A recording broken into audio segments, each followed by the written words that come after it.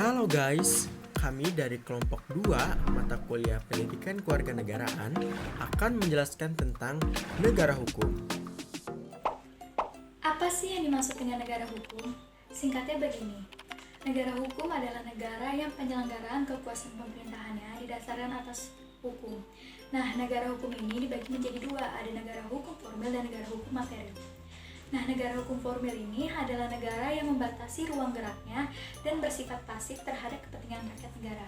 Sedangkan negara hukum material atau yang disebut juga negara hukum modern adalah negara yang dimana pemerintah negaranya memiliki keleluasaan untuk turut campur tangan dalam urusan warga dan dasar bahwa pemerintah ikut bertanggung jawab terhadap kesejahteraan rakyatnya.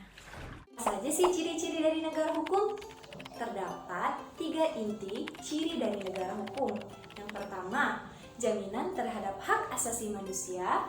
Yang kedua, kekuasaan kehakiman atau peradilan yang merdeka. Dan yang ketiga, legalitas dalam arti hukum, baik penyelenggaraan negara maupun warga negara dalam bertindak berdasarkan hukum itu sendiri.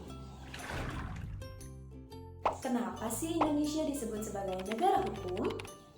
Sebab istilah negara hukum secara konstitusional telah disebutkan dalam Undang-Undang Dasar 1945. Penggunaan istilah negara hukum memiliki perbedaan antara sebelum dilakukan amandemen dan sesudah dilakukan amandemen.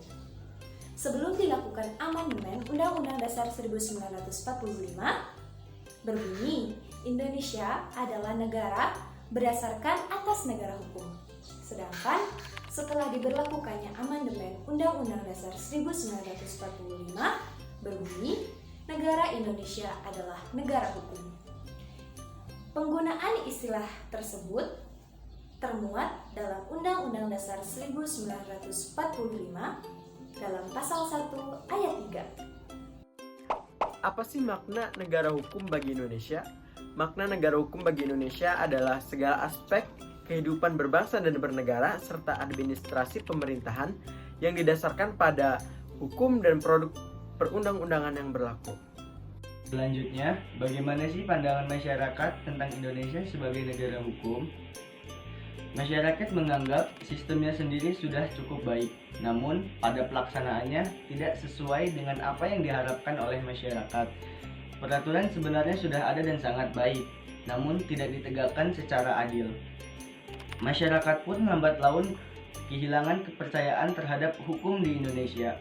Karena menurut mereka, sudahlah paling juga cuma wacana doang, gak akan ditegakin secara adil. Lalu sampai ada opini bahwa hukum tajam ke bawah namun tumpul ke atas. Padahal berjalannya hukum di Indonesia tergantung pada kitanya juga yang diatur oleh hukum. Kalau kita sendiri enggan diatur oleh hukum, bagaimana para penegak akan menegakkan hukum? Peraturan-peraturan ini jika berhasil ditegakkan tentunya akan memberi keuntungan kepada kita semua, termasuk rasa aman dan nyaman. Untuk membenahi sistem hukum di Indonesia, diperlukan perubahan sikap dan pikiran dari semua orang yang terlibat dalam hukum. Penegaknya juga harus lebih tegas dalam memberikan hukuman. Masyarakatnya juga harus merubah pandangan mereka terhadap hukum dan sadar akan mematuhi hukum. Kalau semua lapisan masyarakat sudah sadar, maka pasti akan tercipta sistem hukum yang baik di Indonesia.